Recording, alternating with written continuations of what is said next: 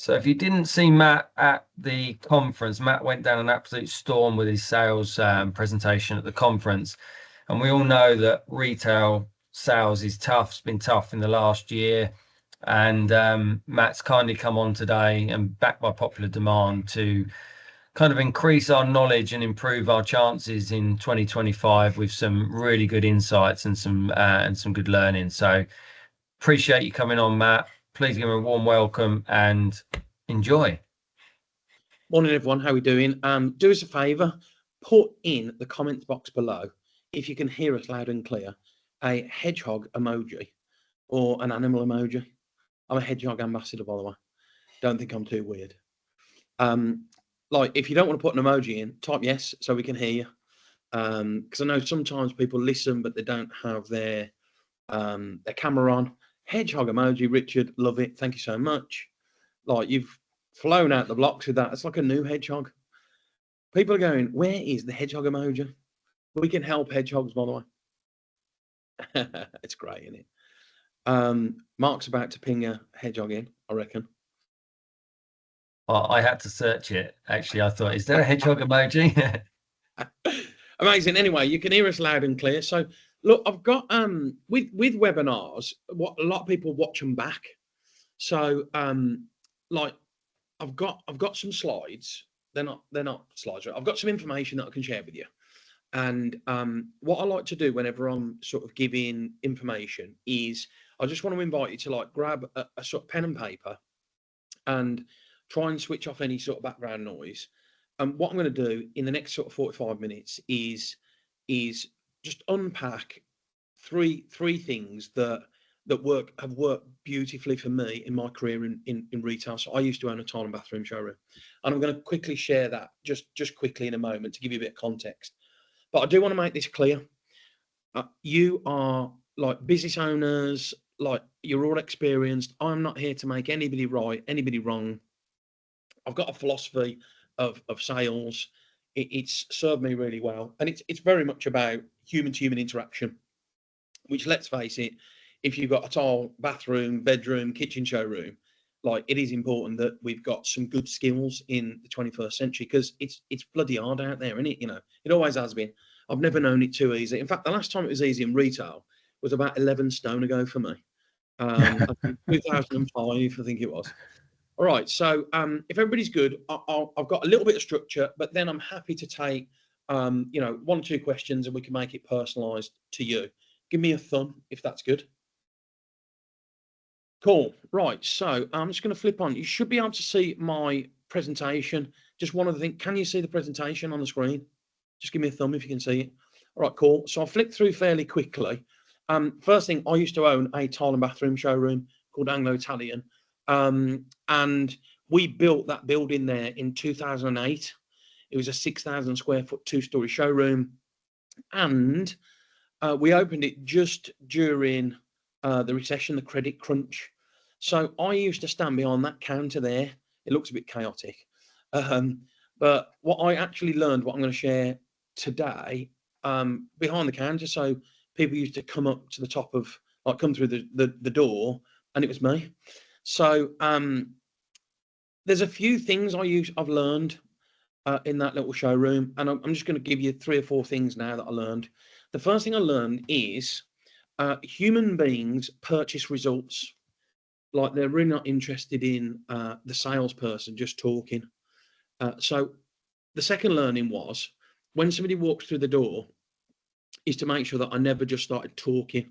So I learned very quickly to ask lots of questions and be curious, and also to understand that most of the answers that you get in the first place are probably not going to be that accurate, because whether we like it or not, we don't tell salespeople exactly what we think until we trust them. So what I quickly learned to do, and I know there's lots of different businesses in here, but the first key thing for me was I learned that humans, when they purchase a result, what they really want is a service around the result. So again, I'm probably talking your language here, but I went from pick and mix, selling like 20 square meters of this and 10 square meters of that, to a design, supply and installation, like turnkey service. And what I learned is, instead of going from like all those bits and pieces, to get it really clean and have a premium service. So just type yes in the comment box below if you have a premium service right now, just so I know that we're all in the same position. Yeah, good, great, perfect. And that's what we need, right? So I built my company, by the way. That was like the core staff, my dad, my brother, some of our fitters. At the height of the company, we had over 30 contractors and subcontractors working for the company. And we built our business, and it's a very competitive environment, on values. So one of the things I want to share with you today is, when it comes to selling in your business, like, what are your values at the moment? So, you get the people that walk through the door that are never going to buy from you, and they're just tire kickers, time wasters. The problem is, if you haven't got values, you don't really have a mechanism to deal with awkward and onward situations. We tend to avoid difficult conversations. You'll know if you're doing this wrong if you say yes to every demand that a client has. Like, oh, can you come out on Tuesday night and measure up for me? Yes. And oh, we're sorry, we can't make Tuesday night. Is that okay? Yes. And could you do me a full breakdown with all the serial numbers on? Yes. Like, if you say yes to everything, then what you do is you attract time wasters. And the worst thing is you get, look, whether we like it or not, money is the currency of business. So we need money to do good business and pay ourselves well and look after our families. But time is the currency of life. So again, what I learned in my showroom years ago was, if I didn't learn to get rid of tire kickers, then I'd lose loads of time, and time is money when I'm at work.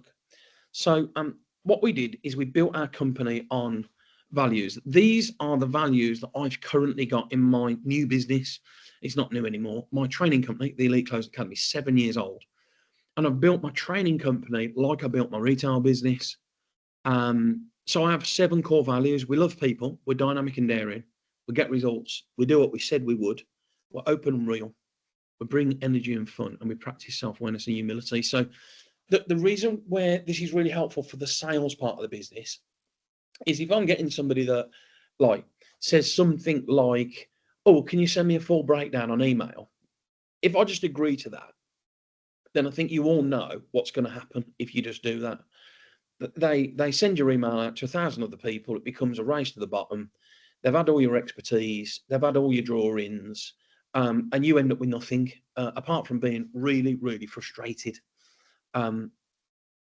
Like, wave at me if you know what I'm talking about. Yeah, just me. Brilliant. So, yeah, like, if you've got people that work for you as well, it's just really important to have some rules, to have some modus operandi. By the way, people say to me even now, can you send me a breakdown on email? I go, I can. I want to be dynamic and daring, and make sure that firstly, I really understand your needs and that we're a good fit. And then the worst case scenario would be for me to send you an email while you're on your own, because if you have questions, which normally you do when I send an email, I might not be there to answer them, and I might lose you anyway. So when's a good time for us to run through it together? And that's called being a bit dynamic and daring. So I learned that in the showroom many, many years ago. So I've got a bit of philosophy about the way I sell and how I've always sort of done it.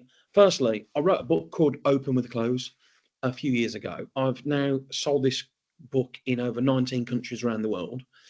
And the core principle is, open with the close means to start with the end in mind and understand the buyer's vision. So when somebody moves towards you, they've downloaded a link, they've come into the showroom, they've requested a brochure, then they call in. Like, the number one thing I see most salespeople that are not trained do wrong is they try and explain what they think the buyer should have. And if you're making notes, you might want to write this down. If you're explaining, you're losing in the 21st century. The thing is, we live in a world where there's so much information that often buyers have gathered quite a bit of information. They're not experts, but they've got a feel for it. So the skill, actually, when you're selling, is not to tell people or assume or presume. The skill is to ask people commit to understanding the vision. And then if you can turn that vision into a reality, continue. And if you can't, don't. That served me really well. So like, this is the core principle: gather information first and then decide if it's a good fit second. And again, a lot of untrained salespeople. I've had this week a number of kitchen firms in my training center who sent their team to the training center, and most of their teams are not doing that. Most of their teams ask a couple of questions and then just start pitching specification. This is why we're better than our manufacturer's better than that manufacturer. This door's better than that door. This one's better than that one. And the problem is, if you say one thing that the buyer doesn't understand or didn't want or is not sure about, they literally just go backwards and they're like, yeah, sounds interesting. Send me the email. I'll have a look at it. I'll come back to you. We're going to get some other quotes. And they sort of go away from you. So it does require a bit of discipline, but it is a philosophy. So, if you've got a team, make sure that you really get them skilled on this. So I see selling as like GP, be the GP. And if you don't know this, I will share it.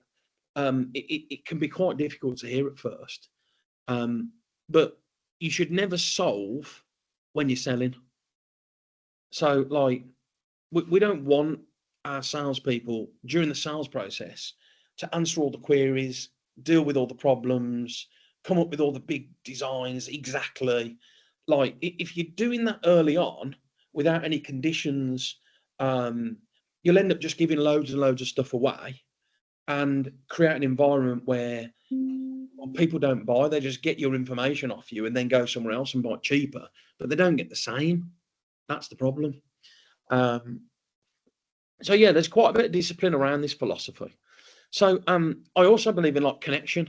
So human to human interaction, conversations, compassion. And again, what I mean by this is probably like, never sell or negotiate on an email. Like, there's just no tone, there's no connection. You've got to follow up using your voice. You've got to follow up. You've got to agree what happens next.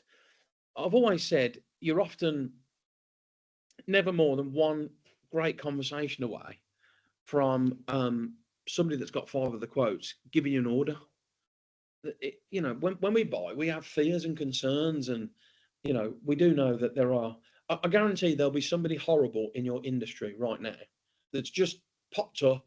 They've got a great website, but they're horrible. They haven't got your experience, and they, they're just trying to trick people into buying, and that's why it's really important to talk to people properly. Like, we crave connection. So yeah, at some point you've got to come out from behind the computer and the email and talk to people.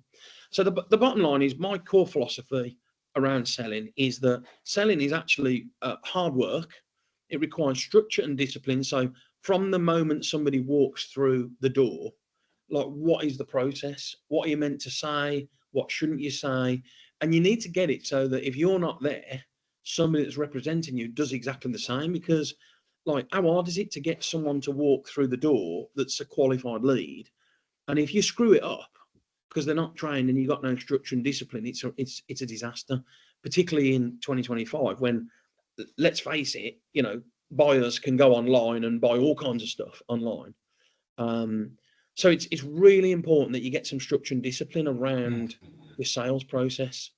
So what we don't want is for you to be emotional when you're selling, and we don't want your team to be emotional. You've got to be detached from whether they buy or not. Have a process and control the controllables, and then the skill is to add your natural style, your personality, your company's values, your values into the conversations, of course. But we don't want you to wing it in 2025. It's like, what is the process when somebody calls in? What are the qualification questions that you need to ask straight away? Like, how do we stop people from just pitching and doing features and advantages? Are we going to stop that? For at least 15, 30 minutes when you meet someone new, don't talk, ask. And even when they say, can you explain this and that? You go, I can. Like, the difference between that is X and that is Y. 10 seconds. Now let me ask you a few more questions. Like, just 10 seconds, ask some questions, 10 seconds, ask some questions. Because otherwise you'll go down rabbit holes trying to explain all the specifications. And you might say one thing that somebody doesn't want or need, you've lost them. The other thing is, if you're a detailed person, and I'm buying off you. When I buy, I'm not a detail person. I'm visionary. So if you start giving me all the detail, I can't buy from you. It's just like, it's not my love language. So again, we want structure, skills, and discipline when we're selling. All right. So just type yes if you've had sort of something that I've said so far that's resonated with you, or something that you recognize as helpful. Like, just type in the comment box below just something that you've thought about or learned in the last few seconds, last few minutes. Just something that's resonated, something you learned.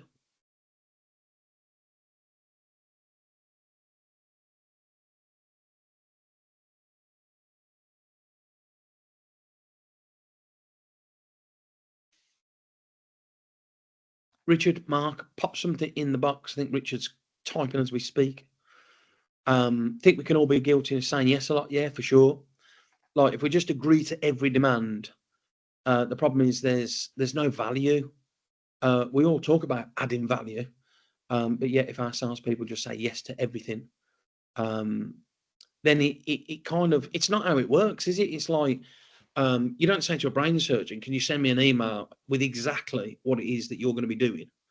They ain't got time to do that. They'll give you a quick summary of, you know, what you've chatted about, but the detail will come in the conversations, and the detail comes in the work later. If that makes sense. All right, good. So what I want to do is I've sort of got you know, some of that philosophy. Like, I've got 1 or 2 trainings, and by the way, that is my training centre. It's in Solihull in the centre of Birmingham, and it's right next to Birmingham International Train Station. So every time I teach sales, I always make sure that we talk about structure and discipline, but then I make sure that we get the person that's selling like really confident, organized, with a process, but also like certain in themselves. I call it like soft spiritual energy, sharp skills. We don't want salespeople to do all the work. We don't want our salespeople to talk somebody into buying. It's meant to be the buyer's idea to buy. We just want the salespeople to guide a possible buyer through a process, and get to a stage where the buyer's got no questions left, and we can elegantly exchange contracts. So how I teach it is, the sales process is where you do the hard work. The exchange of contracts should be elegant, effortless, and easy. So you'll know if you're doing it the wrong way around is if you make the sales process like, yeah, fine, we'll do a design, and it's fine, and we'll let me know if you're interested, and all that kind of stuff. And then you get to a stage where you feel like you're going to close the contract, and they're like, yeah, we can see the value, but we need to speak to the builder. We can see the value, but we've got to get another quote, or it's more than I want to spend, or it's not the right time. If you're hearing any of that stuff, then you need to learn the process, and it is learnable. You've got to do it the other way around. That's really important. All right, so I've got 3 strategies that I think can like rapidly increase sales in 2025. And all I'd ask you to do is, they're probably not what you think they are. So all I'd ask you to do is just take some notes, answer the questions, and just see what you can gain from it. So the first one is really to just take an honest look at yourself when it comes to bringing revenue into the company. And again, what I mean by this is, if you want to improve, you've got to look at where are you now. So a couple of questions that you can ask is, like, first question is like, what's going really well when it comes to selling and exchanging contracts? So write that down, like, what's going really well when it comes to sales and exchanging contracts? That's question number 1. And then question number 2 is like, what could I do even better moving forwards? And I think you have to have that honesty. Like, you've got to be prepared to look at your performance, because what we measure can grow, right? So there's a few other questions that I want to take you through, because remember, like, if we keep blaming the economy and we keep saying things like January is a difficult month and 2025 is going to be hard, then if we believe that to be true, then it will be. So there's little incantation here. I am personally responsible for my performance and income. And obviously, if you've got a team, I'm personally responsible for my team's performance and income. The leader should be a closer. Like, if your team are not doing the right things, that's on you, not them. You need to train them properly, right? So I've got some other questions that I'm going to give you. You might want to take a photo of the screen in a moment. So I'm just going to ask you some questions, all right? Question number 1 is, if you think about when somebody walks into your showroom to buy, who are you or your team at your core? So like, firstly, who are you at your core when you're selling? You know, I am a professional salesperson with soft spiritual energy and sharp skills. I'm a loving human being. I'm not trying to get you to do anything. I see myself as a guide. I'm sort of like, I'm here to help and guide. I'm not here to answer everything and solve all your problems. That's what you get when you purchase one of our services. But I do want to demonstrate that I care and understand. But that's me at my core. I'm not. I'm honest. I'm transparent. I say it as it is. I don't avoid awkward and onward conversations. I talk about money first, add value second. I don't add value first, then mention the money later. So at my core, I'm very transparent. So who are you at your core? Next question is like, what are you amazing at? What are your sales superpowers? And again, if you've got a team, like what are the big strengths of your team? I think it's really important to know this and bring knowledge to the group. Like, you know, this is what we're great at. Let's make sure we're doing that all the time. Let's make sure we do more of what we're great at. Next question is like, what are your priorities during the day? So, you know, how many emails you're sending out, what marketing are you doing? But more importantly, like, are we hiding behind emails and making ourselves busy doing like long designs, complex designs before we've been paid? Are we spending enough time on following up and sales conversations? Like, you got to do this work. You know, if your team are hiding behind LinkedIn research, it's like, no, let's talk to people. Do your team sit there and wait for people to walk in? Because if they do, send them out.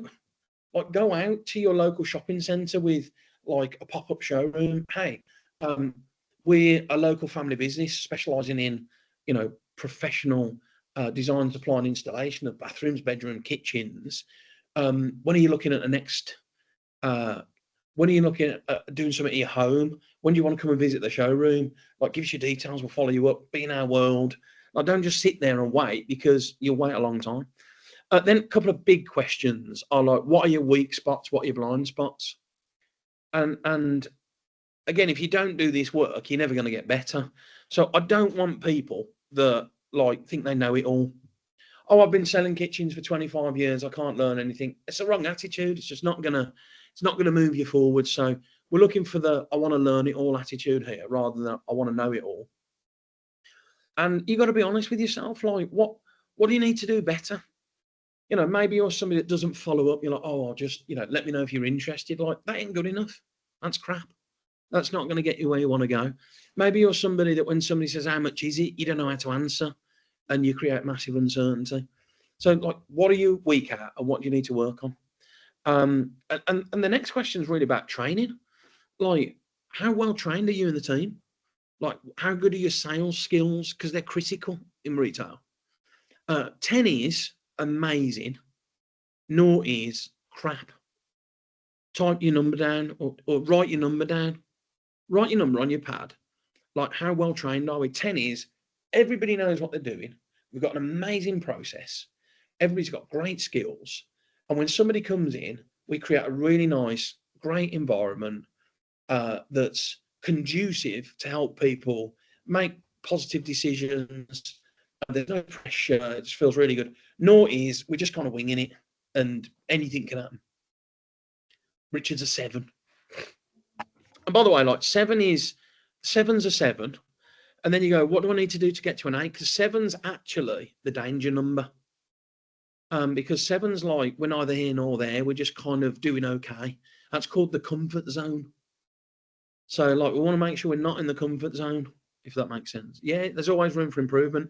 Good question is, what do I need to do to get to an 8? It's a good question. All right, cool. So, again, look, this is a skills test that I created this when I was like 22, when I was in my tile and bathroom showroom. And this is just like a personal skills test that I hold myself account to. So it's like, on a scale of 0 to 10, 10 is amazing, 0 to crap. Like, what's my energy like? How purposeful am I when I'm selling? Yeah, how much do I connect with the other person's energy, their tone? Like, how good am I at creating like logical next steps and agreeing, here's what happens next? And then here's what happens after that. Again, these are skills. You might want to take a photo of it. They might not be relevant to you, but have some skills that you can work on and hold yourself to account, because what you measure, you can grow. And if you're not measuring, you might just have a blind spot. All right. So that's the key thing with this is when somebody walks into the showroom, what we don't want is the big pitch and good morning, how are you? What we want is we want our staff to be certain. Like, how can I help you? What questions have you got? What do you need to know? Tell me about your project. Why have you chosen us? What do you like about us? Other than money, give me 5 reasons why you're going to look for a service. Other than the money, what are the 5 key reasons why you'd buy an installation service? What's important to you other than, like, you just want your team to operate from a place of certainty. And if you're taking notes, the key word is the word authority. We don't need you to be an expert in supplying, design, and like fitting the kitchen. The fitters do that. What we need the buyer to realise is we're an authority. We understand how this works. It's not the first time we've ever done it. We don't need to answer every question in great detail. We just need to understand what you're trying to achieve, show them how we operate. We have like a menu. Here's how it works. And create an authority. It's just like, I'll give you an example. So you walk into a showroom and you go, how you doing? I'm just having a look around, just having a browse. By the way, how much is it? Like, that's just a classic question that buyers ask. They don't really care about what the answer is, but what they care is how you answer. They want to find out whether or not they're safe. And if your team can answer that, it creates a feeling of authority in their body. And I'm going to show you that now. All right. So the second thing is, like, really learn how to estimate before quoting. Like, this absolutely changed my life in my bathroom showroom. So it's like, don't agree to all the customers' demands. Now that means, I'm not saying be disagreeable, but at the same time, you've got to sort of create some. Look, what a buyer needs when they're buying is, a buyer has to use their senses when they first walk into the showroom, because they don't have all the logical information. So they ask questions to sense like your level of certainty and how much of an authority you are. Because there's a lot of showrooms have got really shit staff, and like a lot of people have had really bad experiences, like trauma in the past. So we spit out, when we're buying, we spit out questions and we spit out statements that are just designed to test whether we're safe. Here's an absolute classic that we spit out. How much is it? Like, that question, people go, how much is it? And like, the worst thing you can do is go, well, it all depends. Yeah, but how much is it? Well, it all depends. Like, straight away, they've asked the salesperson a question twice, and twice they haven't answered. And that is not good for trust. So again, it's the kind of question that somebody that's going to showrooms asks to test how certain the person that answers is. And the answer and how much certain you are will then decide. I will decide as the buyer whether or not I feel safe and certain with you. It's a game. It's crazy. No one ever walked into my showroom and said, "Don't speak. I've got 20 grand. Just have it." But they don't say that. How much is it? 20 grand. Oh, it's more than I want to spend. I can get it cheaper elsewhere. Like, they're not meant to say, "Oh, is that all? Why don't you double it?" So I just learned there's a game when people are buying, and you just got to pass the tests. Like, it's like early sort of things that people do, and then once you pass, everybody calms down, and we start to have like proper conversations and get to know each other. It's just, you've got to pass the early tests. So good example is, how much is it? I always say, like, thanks very much for asking. I'm sure you can imagine it's going to depend on what you need. However, like, our premium bathroom services start at 65,000 plus, and that's for a 5-bedroom house in Surrey. And you can get started for a refurb for between 5,000 and 6,000 quid, and everything in between. Now you know that.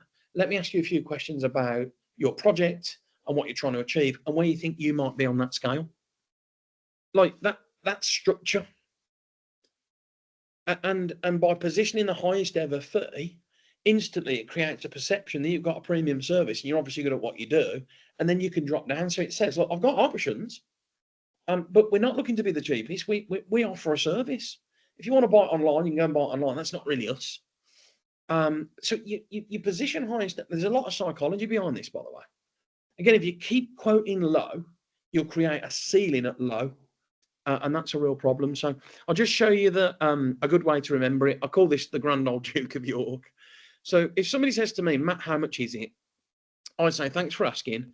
My most successful students invest 50,000 for team training and private consultation. And they go, yeah, it's more than I want to spend. I go, great. I also have a one payment option of 40. Like, yeah, it's still too much. And I go, like, you can split it 10 grand down, split the rest. So always have options on finance, by the way.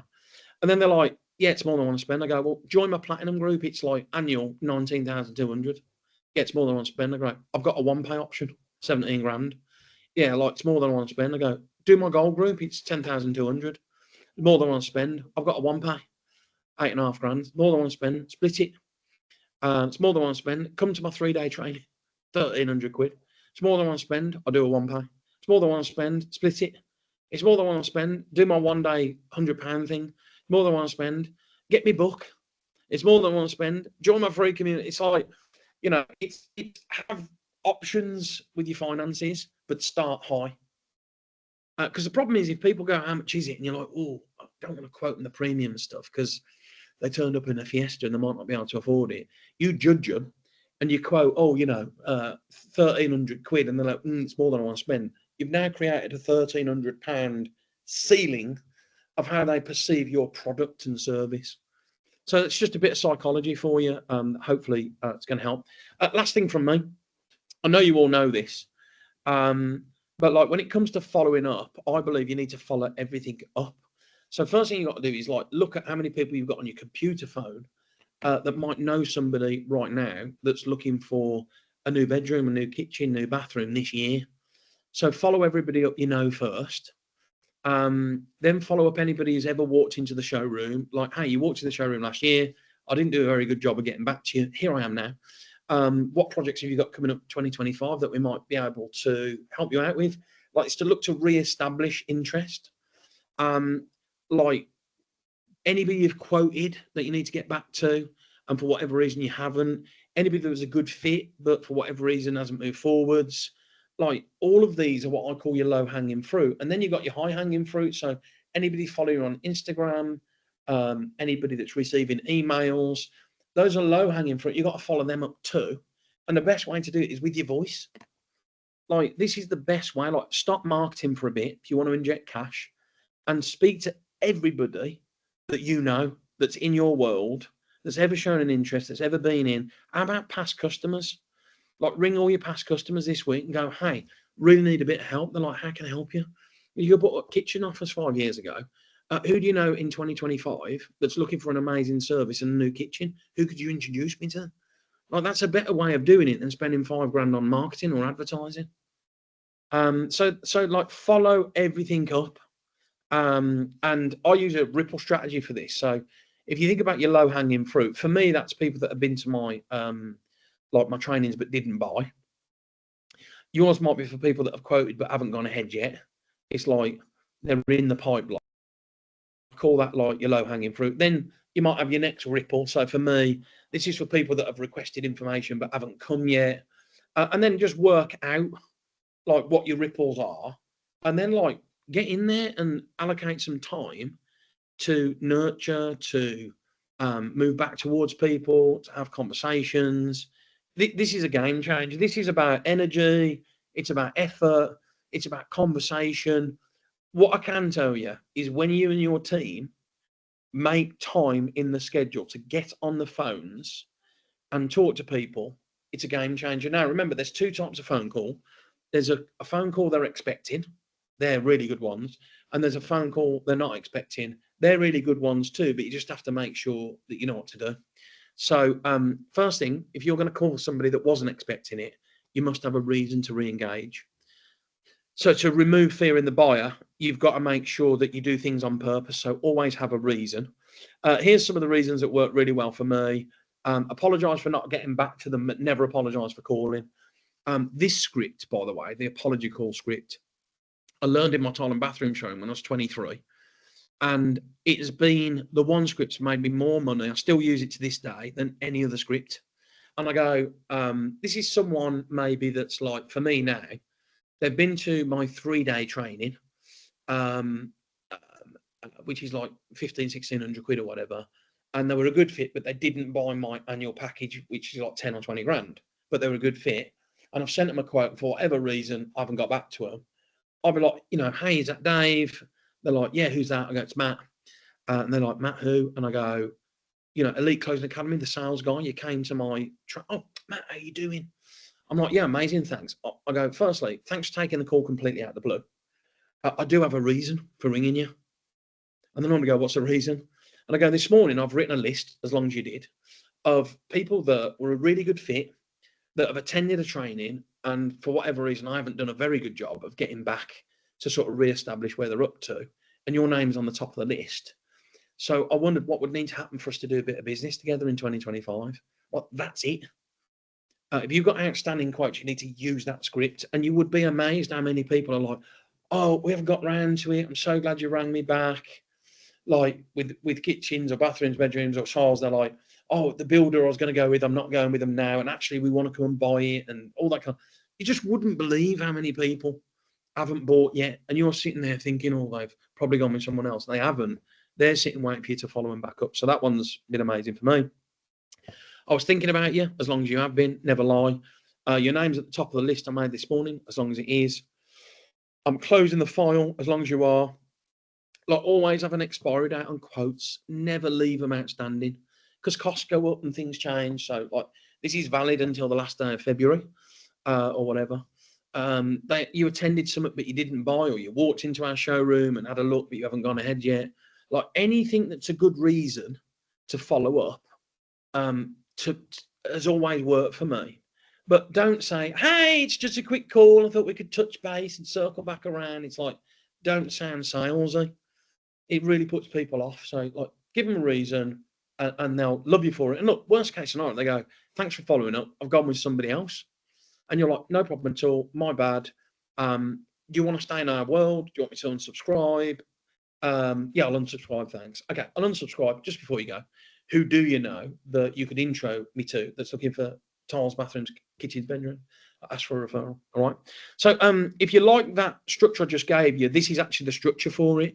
So if I call unexpectedly, I always say thank you. I always have a reason, which I tell them at the beginning, the reason why I'm calling you is. And then I just ask like a really sort of powerful, progressive question, like what would need to happen for us to do some business together, or who do you know that might have a project coming up that you could intro me to? Like, anything that's got an outcome and a strong reason is really helpful. So those are the 3 things that I think you can do right now. And I've got a couple of minutes, a few moments now, if you've got any questions. I know there's probably a few people that are going to catch up on it at the moment, later up today. But I can see Mark here. Obviously, Richard, you're here. I know 1 or 2 other people have sort of come in and out. So if you've got any questions, pop them in the comments box below. And I'm happy to answer them, or you can unmute yourself. So I can see Richard, I can see Mark. Richard or Mark, have you got any questions? If you have, just wave at me and you can unmute yourself.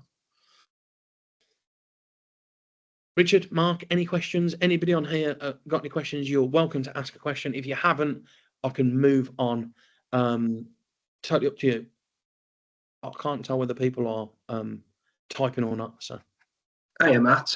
I've no question, but it was a good presentation, so thank you. Take a lot from it. Appreciate it. Mark, what did you take away? What was the key takeaway? I think it's about not being frightened to ask for that sale as well. You know, you put a lot of work into something, so ask for the sale. That's what we're there for. Ultimately, we want to sell kitchens. Yeah. So at the very end, ask for that sale. Yeah, good. So a couple of things I want to help you with, mate. Firstly, remember, we don't want to sell kitchens. What we want is we want to provide an amazing kitchen service designed, supplied and installed for people that want us to supply it. So this is a really important thing. Of course, we're here to sell kitchens, but the bottom line is we have to focus on what result would the client need to get at the end for it to be like an amazing investment for them to purchase our service. Like, it's just important to get that right in our own mind. And then when there's no questions left, is to not ask questions, like never close by asking for money. So the skill is to always ask a question that closes the logical next step and ask for the money later. So, for example, in my tile and bathroom showroom, I would say, so it feels like a great fit. So the question is, like, when do you want to start the project? I've got the 1st of September or the 1st of October. Like, if you get your sales process to the point where you've earned the right to ask that question, and they're like, yeah, 1st of October. I'm like, cool. So there's a couple of payment options. The deposit payment today is a third. Like, which card do you want to put it on? How do you want to make the payment? So ask for the money a bit later. So I hope that helped you, Richard. Yeah, no, absolutely. Yeah, good, mate. Richard, think we all. Oh, sorry, Richard, you can't unmute, but if you've got a question, I'm unmuted now. Oh, amazing. I was just going to say, for people who are watching this afterwards as well, how else can we get in contact with you and ask any questions? Wonderful. Thank you so much. So, if people have enjoyed listening to me, then I've actually got like an invitation. So, you can come to my training center for free for a day. And if you've enjoyed this training, you can have a day of it. I did one yesterday. I think there are about 5 kitchen firms in there, mainly from KBS, I think. So the reason why I take a quid is really just because I've only got 50 spots in my training center, and they do go fairly quickly. But the other reason is I just want to know people are serious. So it's free to come, but you have to give me a booking fee of a quid. This is what I cover on the day. So I unpack how I've created, like, through sales conversations, 16 million from a retail and training companies. We do quite a big session on like overcoming fears and just getting your mindset right, but also language and questions. So I think we just saw then I was able to share with Mark, you know, a couple of questions that I would change or help him do even better, like not asking for the money when you're closing. So I cover that on the training, and you walk away with what we call a golden question. So it's the question that's most likely to help you make more sales in 2025, that's tailor-made to your company. But also we look at like overcoming objections. We've got to get the quotes, all that kind of stuff. And I do like a Q&A masterclass in the afternoon. So if people do want to come, Richard, all they've got to do is, it's a day in the training center. I can see a kitchen guy there. It's a day in the training center. All they've got to do is actually download that QR code. So you could take a photograph of the QR code, and then it will take you to like a page with me. And there's a big blue button which says reserve my space or something like that. If you click the blue button, you can pick a date. We do loads of dates. We got them all the way through the year. They sell out fairly quickly, maximum of 50. And then pick a date, and then just pick a quantity. So don't bring more than 4. But if it's you and the team, maximum of 4, or just you, 1. Pick your quantity, give us a quid, and then what happens is we'll then send you loads of goodies. So things that are going to help you sell at work. So I'll give you a copy of my best-selling book for free. I'll also give you like access to my audio book as well. There's just I wrote that book as a tool. So, you know, if you're a retail salesperson and sometimes a bit lonely or you're having a bad time, it's just good to have like a resource that can help you with somebody that knows how to make retail sales.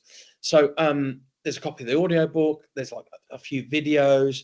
So again, I'll give you some like helpful tools that you can use on a day-to-day basis in between now and coming to the training. Also, I've got, you know, objections can be quite a big thing to overcome.